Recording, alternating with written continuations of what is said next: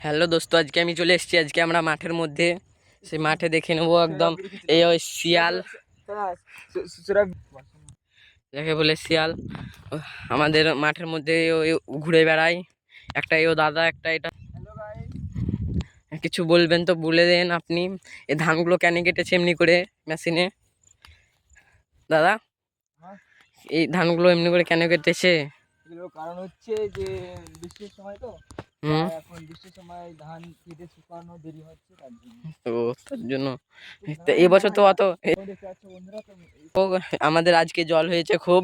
এরকম ভুঁয়ে জল দাঁড়িয়ে আছে, সকাল থেকে বৃষ্টি হয়েছে। এই ওই দেখেন, এগুলো এগুলো হচ্ছে এমনি হাতে ধান কাটা। এগুলো হচ্ছে তিল, দেখতেই পাচ্ছ, এগুলো তিল এখন পেকে গিয়েছে। কদিন আগে ফুল ধরেছিল, দেখতে একবারে এত সুন্দর লাগছিল, মাঠটা একবারে দারুণ সুন্দর হয়েছিল। এগুলো হচ্ছে ফুল, এই তিল দেখতেই পাচ্ছেন।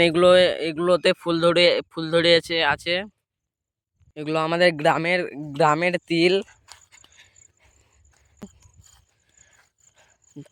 যদি এই ভিডিওটা ভালো লাগে সাবস্ক্রাইব করবেন, লাইক করবেন, শেয়ার করবেন। ধন্যবাদ।